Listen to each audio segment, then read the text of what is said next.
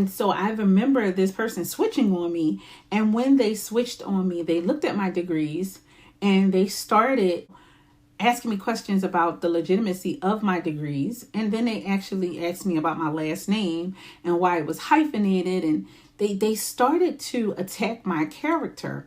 And I was taken so off guard that I became emotional inside, not on the outside, but I wasn't doing my best work because this narcissist had me emotional. And so I'm saying, no, this session is about you. Let's go back to the way, you were speaking to your wife. And, I'm trying to redirect the conversation.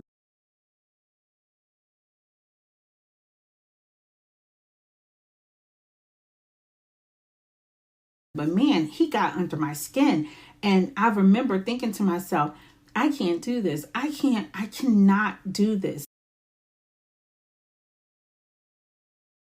This person is beyond help, right? This person is beyond help. And I know a lot of clinicians out there have experienced clients that they work with. And you said, like, this person can't be helped.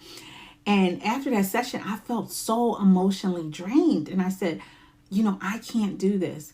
But in reflection, over the next couple of days after the session, I remembered my training. And I remembered that if this is how I experienced them in a therapy session, this is how family members might experience them. This is how their spouse experiences them. This is how their child experiences them. And I just got one little teeny dose, like one dose of that narcissistic, like rage and that lack of empathy. Like he started tearing me down. And I remember sitting there and, trying to redirect, right? Because you always want to redirect. You want to stay calm, and I'm super zen. But inside, I'm like, I'm so offended.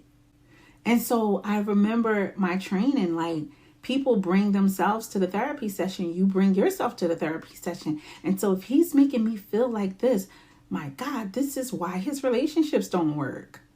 And he has no insight into this. And then I also remembered that personality disorders, they develop as a result of something that was lacking in childhood. Sometimes they have been exposed to trauma. Sometimes there is parental abandonment. Sometimes there is a need for the narcissist to grow up faster than they should. And there's a lot of responsibility put on them at a young age. And sometimes people who develop narcissistic personality disorder are victims of narcissistic abuse themselves. So I started to channel my empathy, to remember that this is a broken, scared person that went through something in the past. And as a result, they developed a fake exterior. They developed a fake self, right? And so this is the self that is there, that is created to protect the fragile self that's inside. And sometimes the fragile self that's inside is emotionally stunted. So the fragile self that's inside is only emotionally 8 years old. The day that daddy walked out the door, the day that mommy died from breast cancer, the day that, they were sexually abused. Sometimes there is a point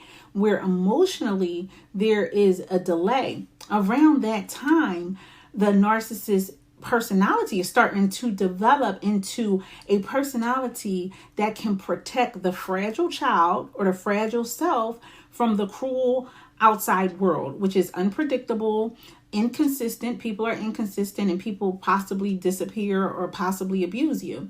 And so I had to remember that this adult, this person, sitting in front of me, this adult is a person that was a child once or a teenager once that experienced a lot of pain in some way. Everybody's story is different, but I had to tap into that and remember this is a person, and this personality was created in the midst of trauma, in the midst of some type of abuse, emotional abuse, verbal abuse, or maybe just too much pressure, too much praise, because sometimes narcissists they come out of the golden child era. So sometimes they are the child that's praised, but only praised when they get good grades.